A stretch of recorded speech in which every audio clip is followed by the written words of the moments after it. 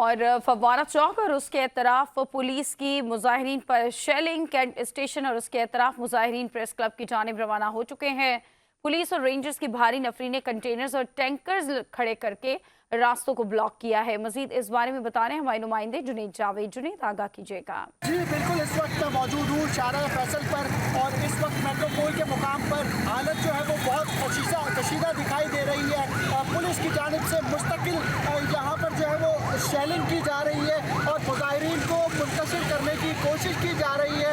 इस वक्त Karachi press club से जो है वो मुजाहिरीन मेट्रोपोल की तरफ आ चुके हैं। बड़ी तादाद में मुजाहिरीन यहाँ पर मौजूद है जो कि नारेबाजी भी कर रहे हैं, जबकि इस जानिब अगर आप देखें तो यहाँ पर मुस्तकिल रेंजर्स और पुलिस भी मौजूद है।